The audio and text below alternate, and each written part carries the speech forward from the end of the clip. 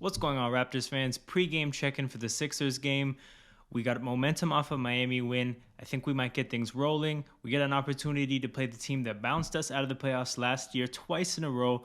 So I know that opportunity will have the guys gassed up. I got Raptors 104, Sixers 100. Halftime check-in, Raptors are up 10, 63 to 53. We're having a pretty good three-point shooting day. We're 9 for 22 if I look at the stats, but honestly, it feels like we've hit them at a higher rate than that. I think maybe we started out hot and then faded away a little bit, but Siakam has 4 threes. He hit his first 4, and they were all in like the first 10 minutes. That opened up quite a bit for him. He's got 19, 4, and 4. Really strong start. Really strong start for Boucher. He has 10 points. And yeah, offensively, we've done a good job of moving the ball around and generating good looks. We've generated better looks than we usually do, and I'm pretty happy with how we're playing offensively. Defensively, now, I don't know if this is a us thing or a Sixers thing, but really outside of Harden, Maxey, and Embiid, nobody else on that team is doing anything at all. All we really have to worry about is 3 players, and even as is, they're all having a pretty strong start. Yeah, 14 for Embiid, 14 for Maxey, 13 for Harden, and they're still down 10. So, yeah, I think we're in pretty good shape. If anything, though, one of those guys should fall off a little bit in the second half. And even if our three-point shooting doesn't continue in terms of our shots falling, we're moving the ball well, we're getting good looks. We'll probably get other looks if the threes don't keep falling. So I'm feeling pretty good. I predicted a 4-point win. Hey, might be a bigger win than that. So we're back after the game. Raptors win by 10, 119-109, and this was a really good game. We were up by 10 at halftime, up by 10 at the end of the third, and we won by 10. It was a pretty hassle-free win.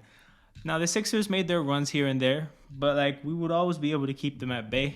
I don't think they got within 5 points in the second half. And yeah, I'm really happy with the performance. Look, now, Pascal had 20 and 13, right? But at halftime, he had 19 points and 4 assists. So that means in the second half, he had 1 point and 9 assists. And look, I'll take that kind of game because Pascal playmaking is only going to benefit him in the long run. The better he gets and the more he shows that he'll consistently pick defenses apart if they look to send numbers at him, double team him, try to bother him with extra defenders, the harder it'll be for teams to do that, and the more they'll have to consider leaving him in single coverage. And he has shown the ability to be able to eat that up in terms of scoring. So really good game from Pascal in that regard. The main reason that he was able to get 9 assists and only really have to score 1 point is because a lot of people thrived today. Fred had 15, OG had 15, Scotty had 16, and Boucher had 13. So what is that? That's 6 players that had 13 plus points. How many times does that happen? Bigger than that, how many teams in the NBA can do that? Frankly, I don't think a lot of teams have 6 guys that can all go for 13 in the same game. But that's a credit to Masai Ujiri and how he put this team together. One of the other things I wanted to talk about, OG and Scotty Barnes. So, OG. I thought OG did a really good job off the ball today. Off-ball cuts, cutting to the basket when Pascal had the ball. I thought he generated some pretty good looks for himself off of that. He only shot 1 for 3 from 3 today. And that kind of lines up with what I saw. He was doing a good job getting looks around the basket today. So I was happy to see that. Gary obviously went off, 27 points, 11 for 16, 5 for 10 from the three-point line. It was a standard Gary Trent day in terms of shot making. He took a lot of threes, took difficult threes, had some easy threes. He's a tough shot maker, and he made some tough shots today. He had 0 rebounds and 0 assists. So this is a 27-0-0 performance. But yeah, I don't mind if you don't get 0 rebounds, 0 assists, if you give us an efficient 27. So I'll take that from Gary. Really happy with his performance. Boucher had 13 off the bench. He looked like Boucher for the first time this season. I think he's only played 1 game. He missed the first couple games with an injury, but he looked like his normal self today. A lot of hustle plays, a lot of just being a disruptor, and you add the grit and grind to the fact that you scored 13 points, 5 for 9 shooting. You're really happy with that performance. What else is there to talk about? Scotty Barnes. So Scotty Barnes played a lot of defense against Joel Embiid in this game. And the thing that I thought was really cool about that is that he guarded James Harden in the playoffs last year. How many guys in basketball history could guard James Harden effectively and Joel Embiid effectively? Look, Embiid got 31. 12 for 17 shooting. But at the end of the day, like, he wasn't able to necessarily like assert himself on the game. At no point did a run ever happen to get the lead within 5. Like, Embiid flourished, he got 31, but he couldn't take over the game at any point. And look, Scotty wasn't obviously one-on-one shutting him down or anything. Like, we double teamed Embiid a lot. We sent numbers at Embiid. It wasn't a one-man job. But the point there is Scotty didn't get cooked. Like, he didn't get shredded by Embiid.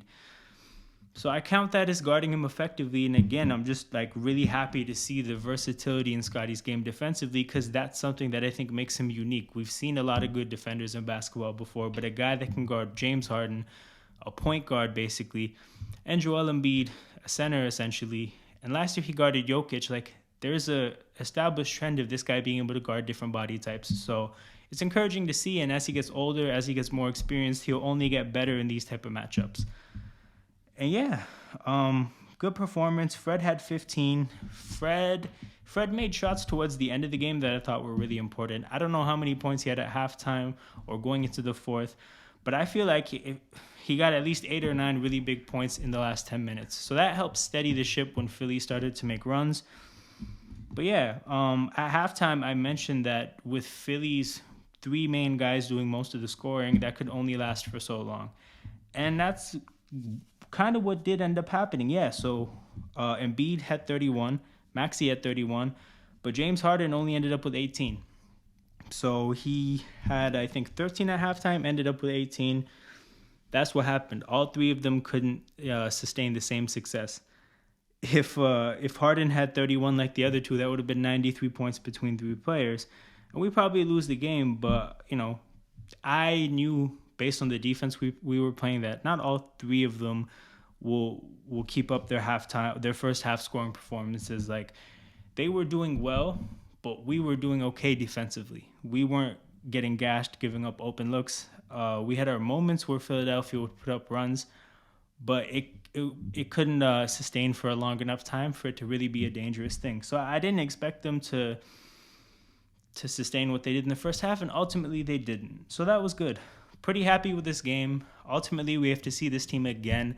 So that gives Philly an opportunity to get some revenge. And honestly, I don't feel too great about our chances there, just because I think with these back-to-back games against one team, you run the risk of one team, like back-to-back games between 2 good teams, right? You run the risk of one team gets beat in the first game. They have to sit on it. They get mad, and then they come out and play the better second game. I think a lot of these close these matchups between teams that are like close together in terms of ability, they'll end up 1-1. So I don't know how I feel about this second game, but I'm really happy about this game. Hopefully on Friday we can get the W. It would be so good to knock the Sixers down to 1-4, to get 2 wins to start the season against them. I think it could turn into momentum to build a further run, maybe win 6 or 7 games in a row. So yeah, I'll see you guys then.